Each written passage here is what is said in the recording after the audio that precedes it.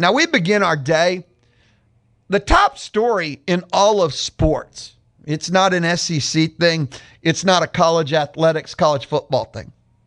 The top story in all of sports today is NFL players transferring back to college. NFL players taking a transfer portal back to college football. LSU, as you know, is going to get the Cleveland Browns tight end. That wasn't the end of it, by the way. That was the focal point, but LSU was also expected to add former Ole Miss defensive tackle Xavier Harris. See, LSU, Lane Kiffin, was kind of going all in. The tight end from Cleveland and the Cleveland Browns head coach, if you missed it, Todd Monken, his quotes, like on Sunday, made all the rounds. A couple of weeks ago, Lane Kiffin had reached out to him. I guess wanted to talk to him about it. Wanted to give him a heads up it was going to happen. And Monken said he never returned the call. Mistake. And Monken just kind of was very honest and real, like, kind of like, holy bleep, right? What's going on here? So this has been an escalation. This has been a storm, a firestorm that's been raging for days. And LSU, when I say forefront, not one, but two. You have not come across other players, other schools yet. It's LSU, not one, but two. Now, we go back to yesterday, kind of the afternoon, and the SEC spoke up saying, we believe it's wrong. I mean, really, that was their statement. On Monday, the SEC issued a statement emphasizing its belief that the athletes who choose to leave college and sign pro contracts, quote, should not then be permitted to return. That's it. That was the SEC staff. They don't think it's right. But here's the latest blaze, the latest holy cow. The Big Ten is doing more than belief systems. The Big Ten, allegedly this could happen at any minute, any hour, by the way. They're not talking about belief systems. The Big Ten is ready to take action. The Big Ten is set to pass a rule today that will not allow players to return from the NFL and play for one of its schools.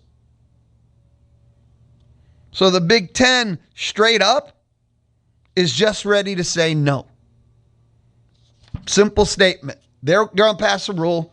No. An NFL player, and it's a conference rule, because they pass this. It's not binding to the Big 12, the ACC, or the SEC, obviously. So yesterday, the SEC said, well, we think it's bad. Didn't say they're going to do anything about it. And then this morning, the Big Ten said, no, I haven't seen it's passed. If it has in the past 15 minutes, haven't been at my computer. My phone hasn't went ding. If it has, I had to silence it because I'm hanging out, on the Louis Bellina Show presented by CC Electric. After the Big Ten said, we're not going to tolerate this, the Big 12 made a statement. We're thinking about it. And the ACC said, yeah, me too. So 1P4 has said, nope, we'll pass a rule. 1P4, SEC said, yeah, we don't like it. And the other two said, yeah, we'll probably pass a rule too. Probably. And it's fascinating because they got to act now. The season starts technically Saturday, week 0. 2 Saturdays from now, everybody starts. And we're dealing with this. And we're ready. LSU, as I just said, is getting ready to add 2 NFL players. The Saints defensive tackle, the Cleveland tight end. How weird has college athletics gotten for you? And it's not just, this might be the final straw. I don't know what's left to be weirder than this, than NFL players on NFL rosters who have collected NFL checks and played in NFL games, even if they're exhibition, going into a transfer portal for college football. I don't know what's left. Hey, somewhere, some college rule is saying hold my beer, but this is the new weird for me. And on the other ones, I've been uncomfortable, or I could use the phrase I don't like, but this is the one true I can say hate. The rest, I could say I wasn't in favor of. I don't like, because we all have preferences. Like, dislike doesn't mean evil. It doesn't mean hate. I try my hardest to reserve the word hate.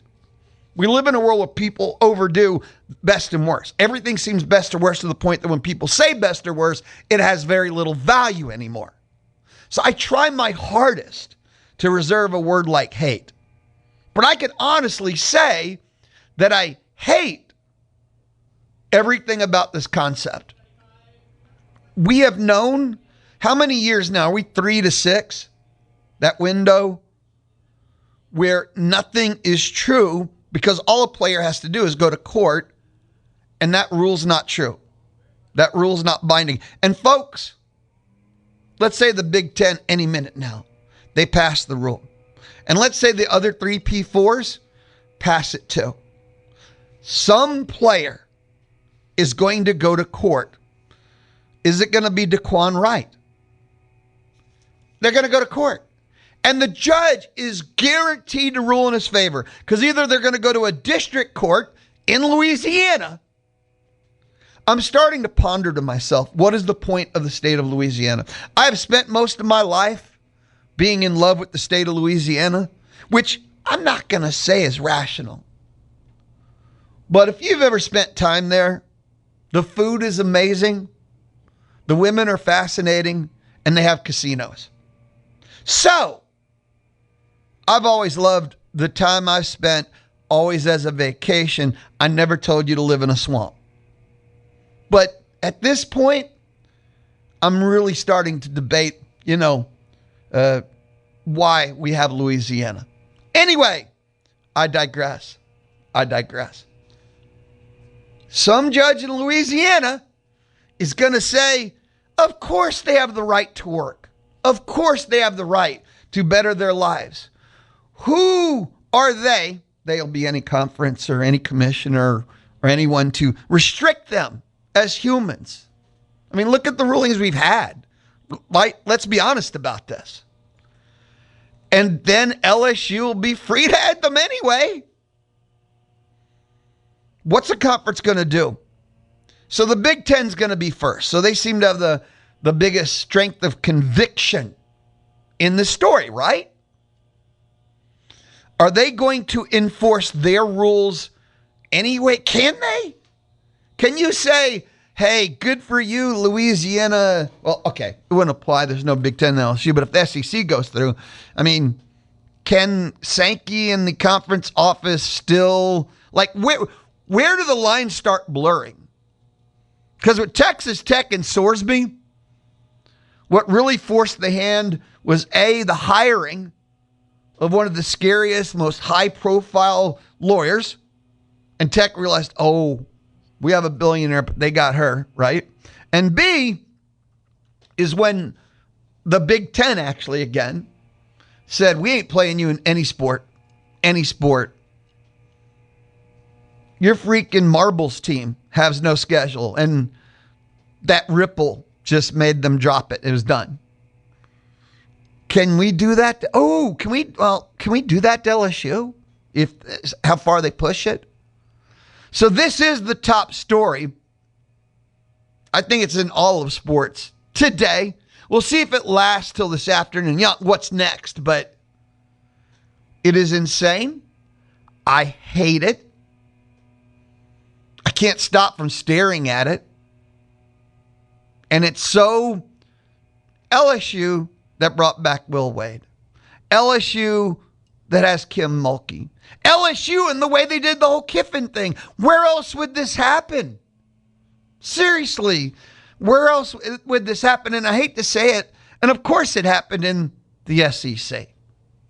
If we go through history, no conference probably, except for the old Southwest Conference in its glory days, but no conference would be more apt, more conditional, more tuned to doing something like this.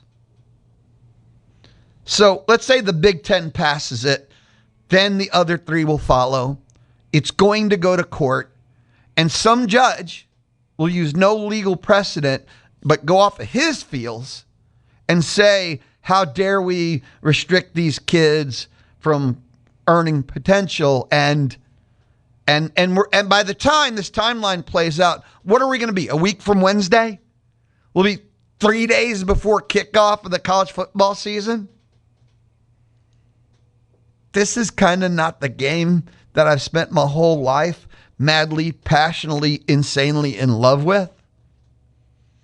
I still remember talking about, man, super conference realignment is taking away from the game. I would kill to go back to those days because that feels like a party compared to some of this stuff. What do you think? 979-693-1150. 979-693-1150. If that was all of the Kiffin stories, LSU stories today, I would say, do you need more? But when you've got the head of the Ole Miss Collective talking about Lane Kiffin and needing the FBI, we have only just begun. Because when we return, if you've not heard that one yet, you are in for a treat because it's a true story. The head of the Ole Miss Collective went on a podcast and had to talk about needing the FBI to help with Lane Kiffin. Oh, if you just like good stories, if you like just having fun, today is a great day. This is the Louis Bellina Show. We're just getting started. It is Tuesday. This is the Louis Bellina Show. Oh, man, on the zone. Something big is coming. On September 2nd, DraftKings Game Day arrives with massive deals, exclusive deals, an all-day celebration built for like you and me, sports fans. The countdown has begun. All roads lead to game day. Again, mark your calendar, September 2nd. If you're a new customer to DraftKings, the code is KZNEAM. KZNEAM. If you spend $5, you get $200 in rewards within 21 days. Event trading offered by DraftKings Predictions, a CFTC registered introducing broker. Trading involves risk of loss. Market availability varies. Eligibility restrictions apply. $50 every 7 days via click to claim issued in non-withdrawable prediction dollars that expire in 1 year. The terms are available at dking.co/predictions promo. Nationwide based on sportsbook predictions and free-to-play sports contest availability varies by state. Your home for Aggie football is the Zone 1150 AM and 93.7 FM. The Louis Bellina Show, Tuesday edition. The Louis Bellina Show.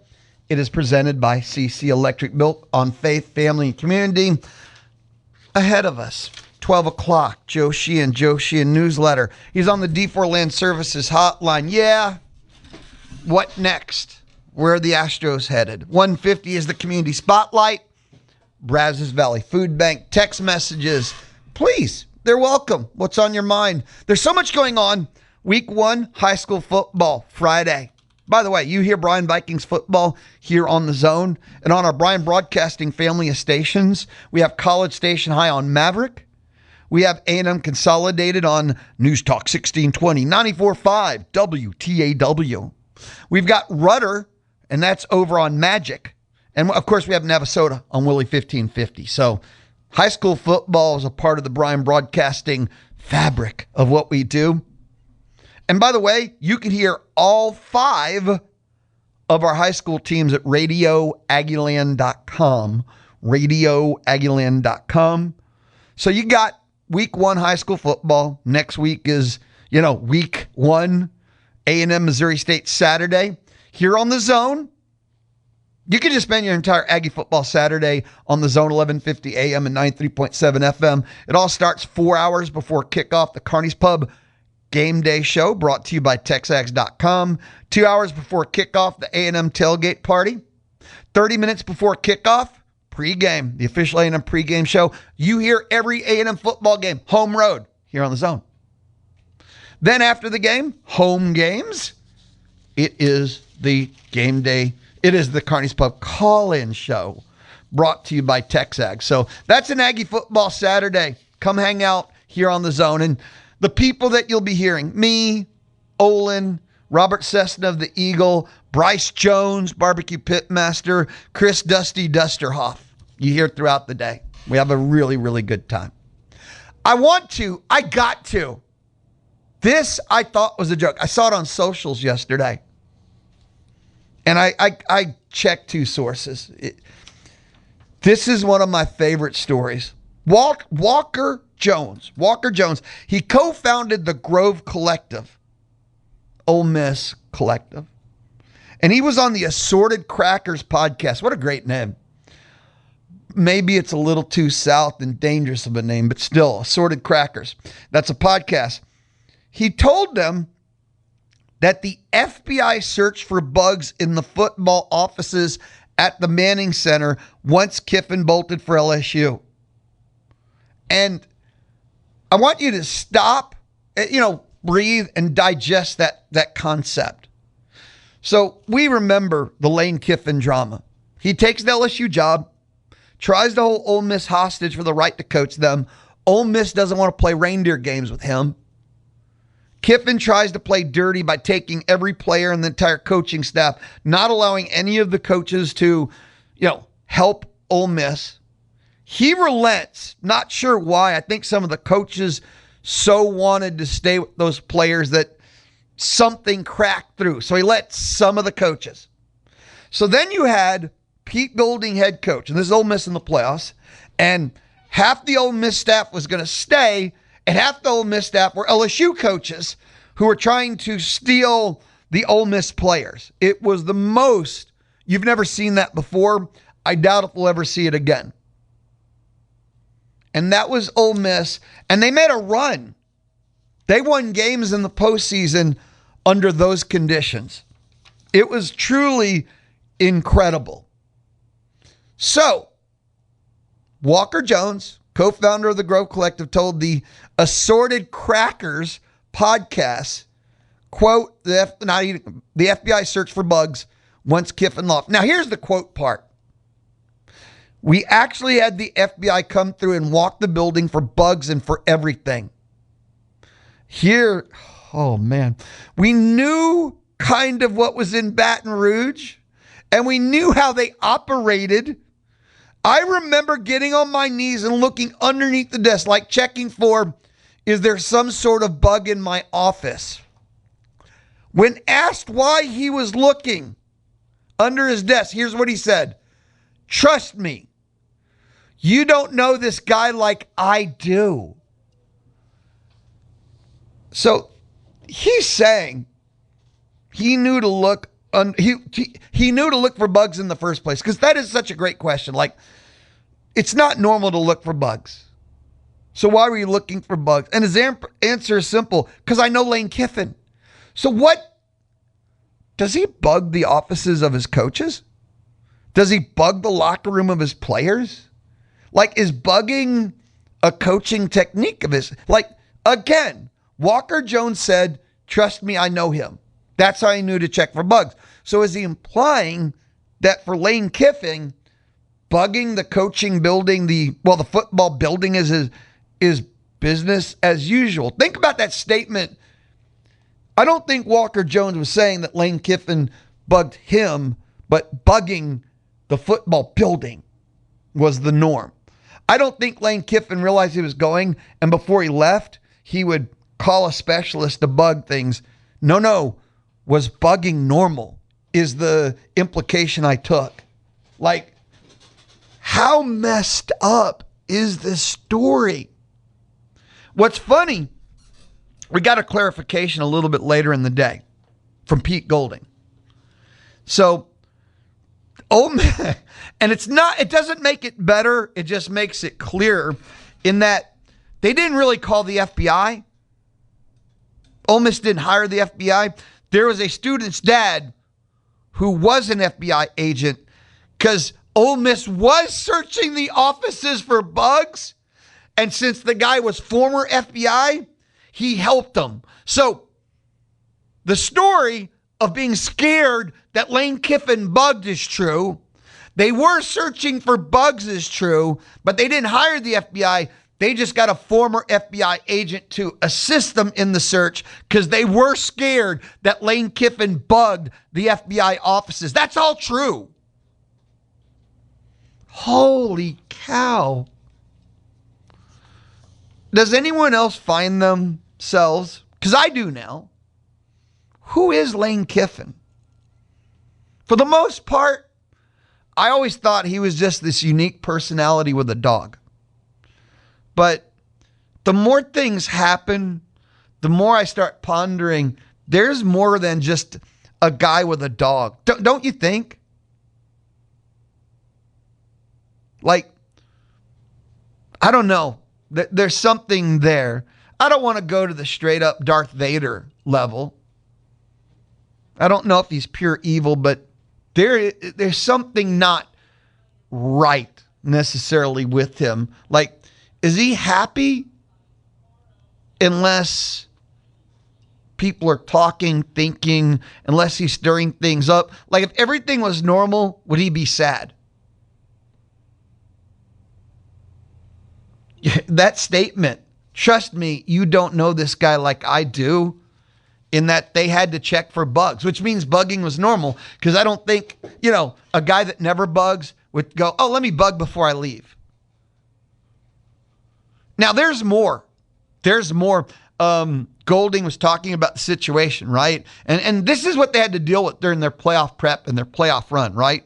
Quote, so we literally had to have 2 different text threads, 2 different staff meetings. We had to ask coaches to leave the room. No hall room conversations, nothing written down, nothing written on the grease boards in the office, because half the staff was literally we were going to compete against when they left. How did they navigate it?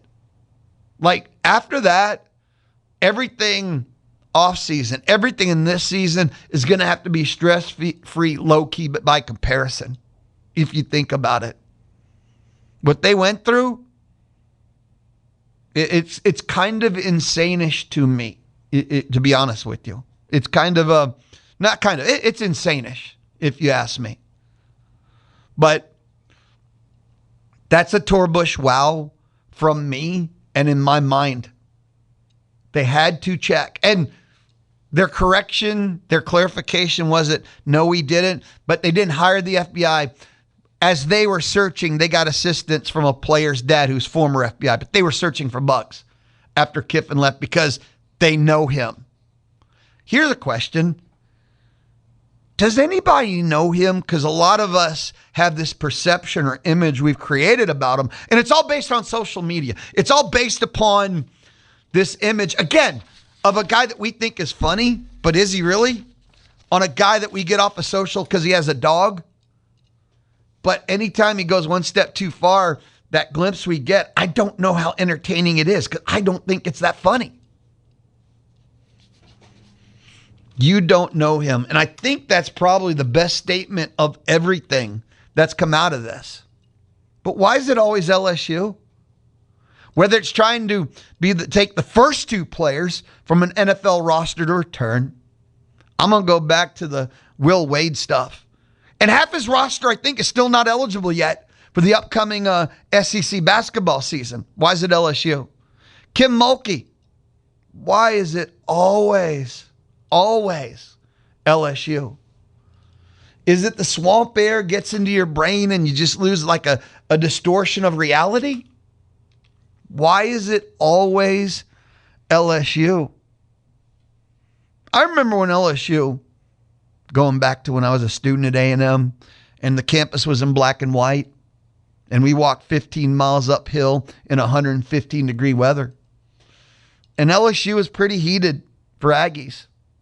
I don't know if the LSU game ever caught back to that temperature once we started playing them in the SEC. There's always something a little extra, but I don't know if it quite reached that level. I don't know.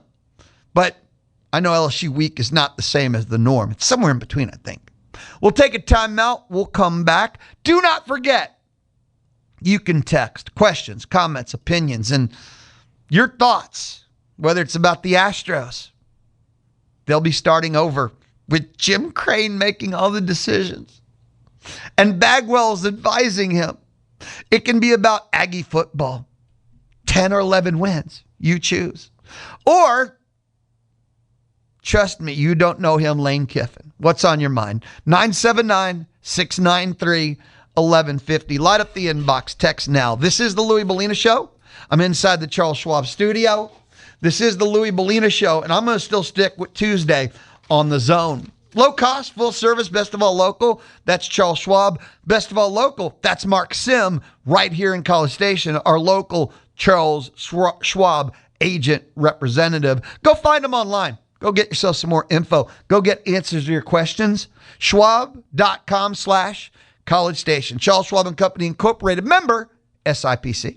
Listen to the Houston Astros on the Zone. Thanks to Kelly Berdozer. The Louis Bellina Show, presented by CC Electric. They do residential, commercial, and industrial services. They are CC Electric. The Louis Bellina Show on a Tuesday. Text message for you. Bentley sent this one in. Lou, allegedly, folks involved in college athletics are student athletes. This epitome of NFL is studying exactly what? What academic standards does this clown excel at that makes his admission to LSU superior to others? So, yeah, okay. Look, you bring up a concept that's alien to me, and that's student athlete. I have said, man, for decades now. So the concept of student athlete's been a dead one for a long time. Now, I need to acknowledge, and I always have, that's for the revenue sports. When we get to the non-revenue sports, they're student athletes. That A&M degree, priceless, lifelong, life-changing. But when you get to the revenue sports, for decades now, they're working out, they're in season, their off season is part of the season. It's 10 months, men, if not 12 months, to be honest with each other. The whole student athlete thing's been a sham and a lie for how long? So I understand what you're trying to say, Bentley, but there are no student athletes. They are athletes who attend a university. No. In the revenue sports, that is a fact. In my universe. In the non-revenue sports, they're student athletes. Their time as an athlete is short. Enjoy every second. Their time as a student will last a lifetime. I don't know how many of them realize that. But, to pretend otherwise, for anyone involved, for the student athlete, for the administration, for the rules, for the fans, is just kind of, lying to oneself. And if everything was approached a little more from that angle perspective, things would operate easier. You look at college football. Sure, the 5 for 5 is kind of funny because who plays 5 anymore? The top end ones are going NFL, unless they decide to return. But those are guys that are on the cut line anyway, right? Non-drafted free agents. We're not even talking about the high end yet again. So, student athlete, a couple of decades now, that's a phrase that even when I hear it, I have to remind myself, that. I don't believe they're student athletes in revenue sports. Non-revenue, you should focus on hardcore because it lasts a lifetime. 979-693-1150. 979-693-1150. Something, and I can't exactly explain the why on this, that I've been obsessing a little bit on, and it's trying to evaluate, it's to the returning starters thing, trying to qualify experience, and it's like thinking about things as unit, because I know it's not the same thing if you're a returning starter from the team you were with last year in the same system you were last year. Transfer player from within your own conference. Transfer player from a P4. Transfer player from a G6. A player, so you get what I'm saying, right? And one of the ways we've always traditionally tried to figure out how good a team is by experience. A more experienced team should do better. A more experienced team. That's one of the dirty secrets of Indiana is when Cignetti came in, he brought all of his players with him. They were not P4 players, but same system, same coach, and they even had that experience with each other. And it worked out in spades in a very weak with no mid and top. But wait, Lou, he won it all. True. And I've been dying to figure out how they made that all work. But there's something to how that happened, how they didn't have to skip too many steps. And then the number of starters. Let's think about things, and we've never adjusted for this. How many starters are there on defense? And I don't think the answer is 11. When you take a look at a defensive line unit, I know how many start a game, but you know they rotate. You don't have 4 starters, and then you beat them into the ground.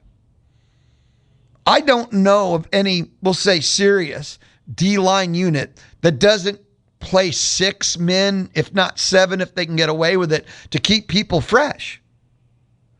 If we're doing the number of snaps and relative to, I think you have 6 starters minimum. In the secondary, I think you have 5 minimum, no matter what kind of defensive alignment you use. I'm trying to do math. I need to email Dave Bartu and ask him this question, to be fair with you. But on a defensive side of the ball, do you have 13 or 14 starters when you really look at the way you coach defense and the way you use players? Think about number of snaps and the rotation of. Like, realistically, how many starters do you have? So if you were to lose 6 players off your defensive side, is it fair to say it's 6 of 11, or is it really 6 of 13? I'm trying to create a more accurate way and a better way of thinking about things. Because a lot of times things aren't adding up and then people get surprised. But if we looked at them more efficiently and correctly, I don't think we should be as surprised sometimes. Maybe it's just a Lou thing. But on the defensive side especially, you look over on the offensive side, and they have a 4 wide receiver rotation to the point where the number 3 spot is 2 starters. But we're going to insist it's 11 on offense. If you know they have a running back stable, there is no lead back. There's things like that. There's less, way less. You can have 11 offensive starters, and I would say the average offense does. But the defensive side does not have 11 starters.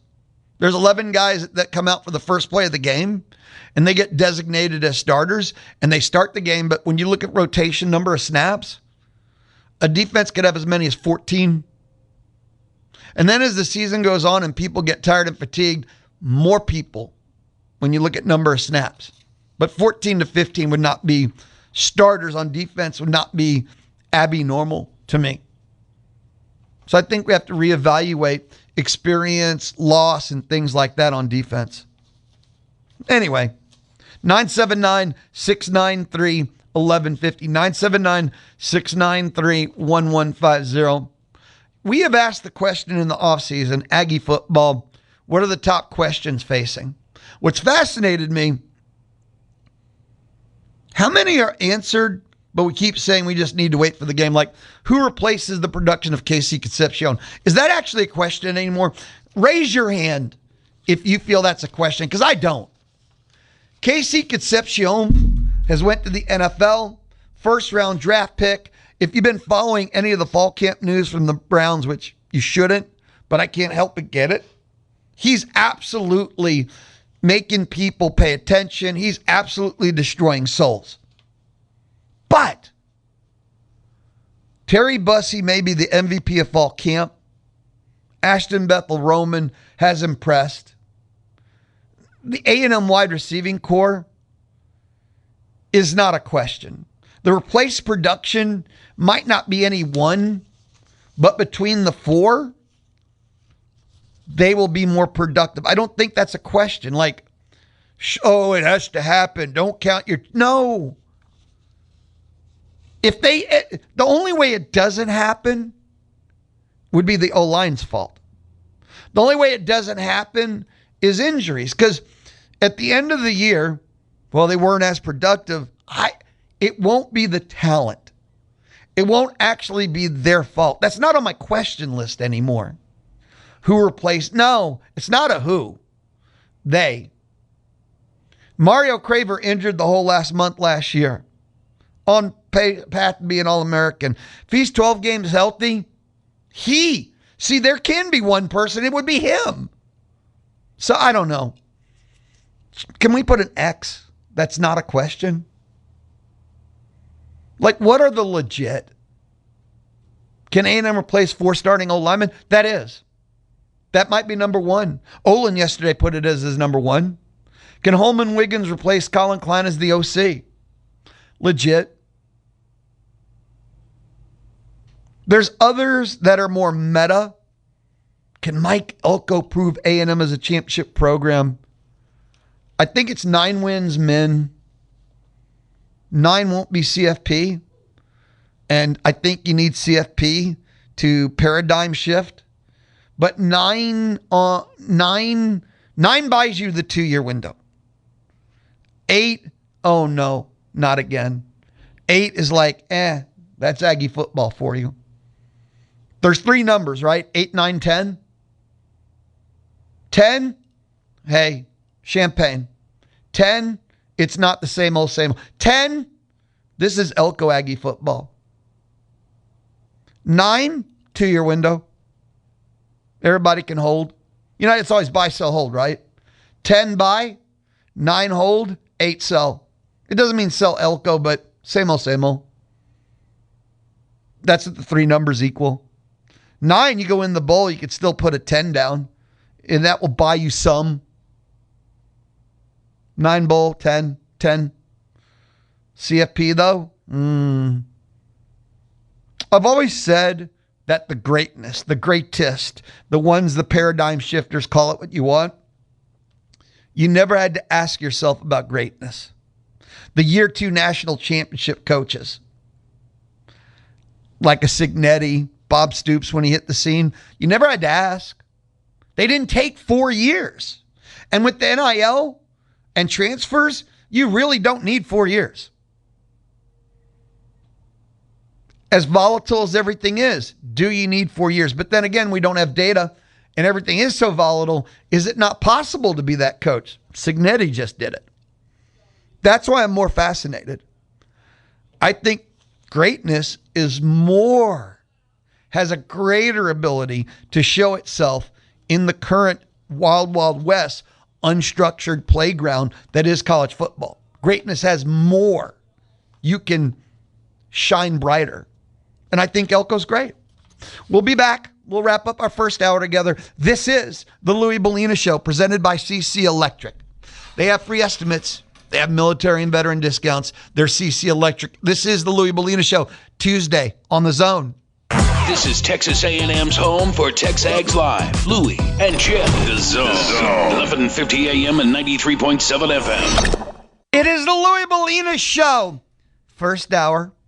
Almost. No, not quite done. It is the Louis Bellina Show inside the Charles Schwab studio. Joe Sheehan newsletter joins us noon to noon 30-ish. Got to talk Astros. Brown out, Espada out, end of the year.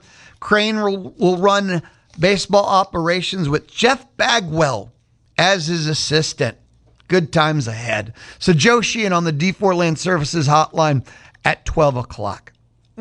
I wanted to call Joe, myself yesterday because I'm just like, I wasn't shocked. Why not fire both now or both at the end of the year? I'm not sure about why one. Espada had the option, was my understanding. And Espada said, I'll stay. I guess he didn't want to sit at home and be bored. So Joe Sheehan newsletter joins us. Text message from Lion Billy. I would argue if you took Cinetti's team from the last 2 years and put it in the SEC, they would have been 9-3 teams at best. I can't say yes. I can't say no. I don't know how to project because the SEC has been really vulnerable. Quarterback play has been really bad. I don't know how many Indiana games you watch, and that's not me trying to discredit you. In the one I've watched, the dirty secret is his defense has been really, really, really good. The SEC hasn't been that good. The SEC has depth, but the SEC hasn't been. Georgia's still trying to win in their belief system, that adapting for what's the best. The SEC has its problems. The SEC has depth. It doesn't mean it has high end. There's a reason why the Big Ten has three straight national champions, not just Indiana. Would they have been undefeated? Things like that? Probably not. I don't think you can run the SEC undefeated. That's the thing about having a mid and a bottom, is it's just too hard every week. But 9-3, huh? Maybe. Could they have been 10-2 and win it? Because remember something, Indiana, I feel, in the postseason, proved to the world, because they beat SEC. They beat everybody. They dominated. So any regular season questions you might have had about Indiana, I thought they shut the world up, a me, a you, or anyone in the postseason. That's what their playoff run was that dominant. And I thought clear and obvious that their postseason run, because they beat everyone, dominated, destroyed like everyone. That's what they did. I know last year, I got to be honest here, I entered the season doubting Indiana. Well, I say doubted. I didn't think they're going to be 6-6, but I did not think they'd be a top 4 seed. I did not think they were going to be the Natties, the national champs. And they absolutely ate souls and destroyed. So